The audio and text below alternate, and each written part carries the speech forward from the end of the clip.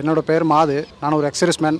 Indian army EME கோரில் 18 வருஷம் service பண்ணிவிட்டு போன வருஷம் மார்ச் மாதம் ரிட்டையர் ஆகிறேன். ரிட்டையர் ஆன பிறகு பேங்கிங் தான் சூஸ் பண்ண பிறகு எங்கே படிக்கணும் ஏது படிக்கணும்னு தெரில. ஒரு மாதம் யூடியூப்பில் படித்தேன். யூடியூப் படித்து அப்புறம் மாக் டெஸ்ட் போட்டு பார்த்தப்போ எந்த ஒரு சக்ஸஸ் எனக்கு கிடைக்கல. அதுக்கப்புறம் வெரண்டா ரேஸ் தான் நல்ல coaching centre, one of the தமிழ்நாட்டில் ஒரு நல்ல கோச்சிங் சென்டர்னு தெரிஞ்சுது. அதுக்கப்புறம் வெரண்டா ரேஸில் ஜாயின் பண்ணுறேன். ஜாயின் பண்ண பிறகு நல்ல ப்ரோக்ரஸ் எனக்கு தெரிஞ்சுது. அதுக்கப்புறம் என்னோடய first exam RRB clerk clear ஆகுது. அதுக்கப்புறம் ஐபிஎஸ் கிளர்க்கும் கிளியர் ஆகிடுச்சு. இப்போ எஸ்பிஐ மெயின்ஸ் எழுதிருக்கிறேன். அதுவும் கிளியர் ஆகிடுற நம்பிக்கை எனக்கு இருக்குது. ப்ராக்டிஸ் பண்ணும்போது அதாவது நான் ஒரு எக்ஸர்விஸ்மேனு. நான் ஜென்ரல் கேட்டகரி ஸ்டூடெண்ட்ஸ் கூட நான் ஃபைட் பண்ண முடியாது. இருந்தாலும் அவங்க கேட்டகரி வைஸ் பிரித்து வச்சு யாருக்கு எவ்வளோ டேலண்ட் இருக்குதோ அதுக்கு தகுந்த மாதிரி அவங்க கோச்சிங் பண்ணாங்க. எனக்கு சப்போஸ் எனக்கு அதிக டைம் தேவைப்படுதுன்னா எனக்கு செப்பரேட்டாக சொல்லிக் கொடுத்தாங்க. அவங்க ஜென்ரல் ஸ்டூடெண்ட்ஸ்க்குலாம் தனித்தனியாக சொல்லிக் கொடுத்தாங்க. அது மாதிரி நல்ல எஃபர்ட் போட்டு எனக்கு சொல்லிக் கொடுத்தாங்க.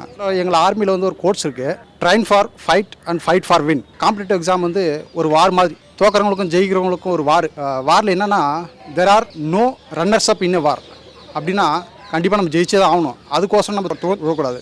நம்ம வெற்றி நோக்கி நம்ம ஓடிட்டே இருக்கணும். என்னைக்காச்சும் ஒரு நாள் நாமளும் வெற்றி பெற நம்பிக்கை நம்ம வைக்கணும்.